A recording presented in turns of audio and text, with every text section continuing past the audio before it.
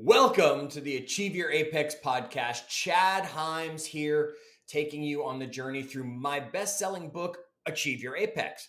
Easy for you to find at achieveyourapex.com or on Amazon. And I'm getting excited about this topic. And this is going to be more than one episode. And we're going to talk about making your calendar your boss. You see, too many of us use a different word for our calendar instead of making it our boss, and we make it answer to us, and we need to switch that around. So we're going to talk about the importance of a calendar, some tips for calendaring, a schedule, and how to put the order of operations in place. I call it SPACE. That's the acronym. We're going to follow SPACE to build the perfect calendar for you, not for everybody. It's going to be customized. We're going to give you tools, tips, strategies to go along with it so that you build the perfect calendar and then let your calendar become your boss. How many times have you found yourself in a situation where you just say, I didn't get anything done? You say, I didn't get enough done. You didn't say, I didn't get that done on time. You said, I don't have the... You absolutely do. And here's the reason. You're not respecting your calendar. Now, if your boss told you to do something, you'd get it done. Now, I don't care whether boss means, you're a kid listening to this podcast because your parents are intelligent. That might be your parents. That might be the teacher. I don't care if you're older and you say, Chad, I'm an entrepreneur. I don't have a boss. Yes, you do. You're your boss. You have to wear two different hats and you can't wear them at the same time.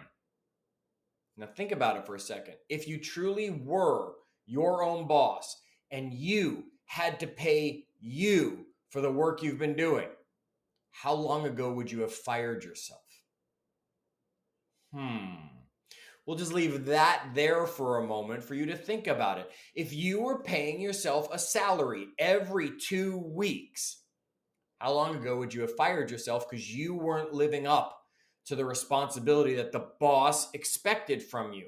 And instead, you were letting the employee run the business. Yeah, that's you, the boss and the employee, yet it's a completely different perspective as you put your day together and follow your day. You need to make your calendar your boss.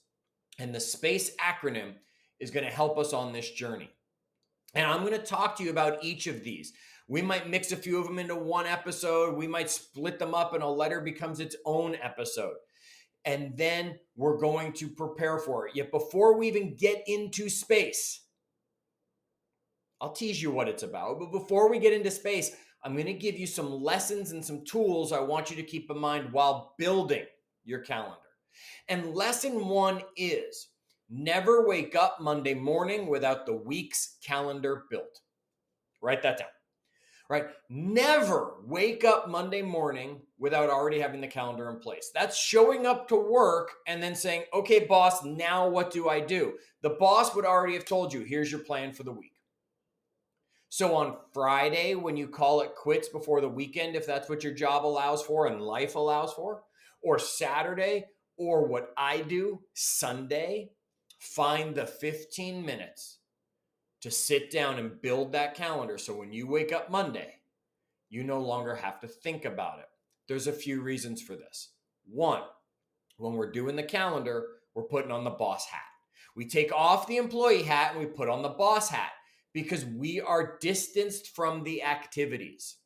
You see, in the moment, we almost always choose the easy answer. You know that. We almost always choose the easy answer. 2 things to do. Which one's easier? I'm going to do this one. Yet the boss, when they laid out the schedule for you, said, no, 2 things to do. This one must get done. And it's not the one you would have chosen in the heat of the moment. So we get the opportunity to be distanced from our calendar by not living in it and instead being logical about it while we're wearing that boss hat. 2, we also have that boss hat on, which allows us to understand the important things that must be done this week. So lesson 1, you find 15 minutes at least to build your calendar before you wake up Monday morning.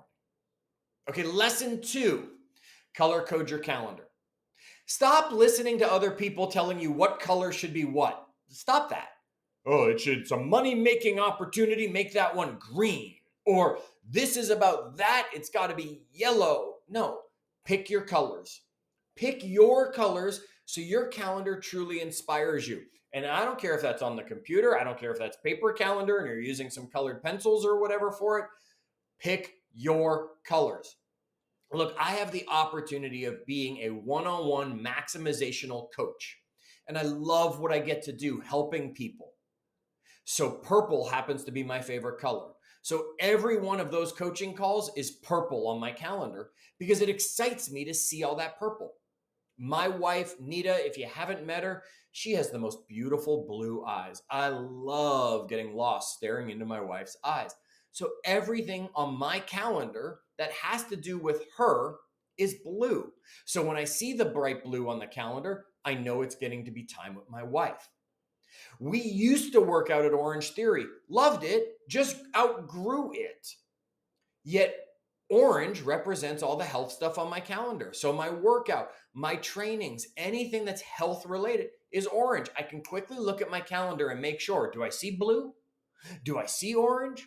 Do I see purple? Do I see the other colors and what they represent? Yes. And when I'm working on something and I see blocks of time that are purple and I know I'm going to be working for a few hours on calls, or blocks of time that are orange because I got some major training I'm in for, I can just glance at my calendar and see, and there's the blue. There's going to be the reward. Get through this because then I get that time with my wife. There's this, so I get that. Ooh, look, I get to squeeze a call in there. I get that purple burst. All right. Color coordinate. That's lesson number 2. And lesson number 3 that I want you to remember is stop using the auto repeat function when you do this on a computer. Now, if you're doing it on paper, stop drawing an arrow all the way across the page. You know that every week is not the same. So stop picking things and just saying, well, I'm going to auto repeat that every day. I am going to tell you that the S of space is start your day. Okay, we'll dive into what that means, yet part of it means, when do you wake up? Well, don't just tell me you wake up at 6 o'clock, 5 o'clock, 8 o'clock. I don't care when it is. Don't just tell me I wake up at this time every day, auto repeat, because you know you don't. Look, New Year's happened not too long ago. What does that mean? That means you probably slept in a little that day. Maybe Sunday is going to show up and you like to sleep in a little on Saturday or on Sunday. Or maybe you've got to get up early for something. Okay. And if you just push auto repeat on things like that, you no longer put it on your calendar.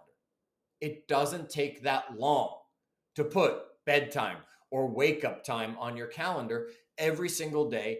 And the same thing goes with those other daily activities. Now, I will allow auto repeat when it is weekly or less frequent. So yeah, that person's birthday you want to remember every year, that's less frequent than weekly. That meeting you have every Tuesday at 10 o'clock, yeah, you can put that there on auto repeat. So when you open next week's calendar as the boss, it's already there. And the boss can decide, no, you're not going to that meeting this week. I'm going to take it off. Or, yep, there's that meeting. I'm going to work around it. We'll come to that as we go through the steps. 3 lessons to remember when building your calendar that you're probably missing. Do it in advance. Color code it on whatever system you want.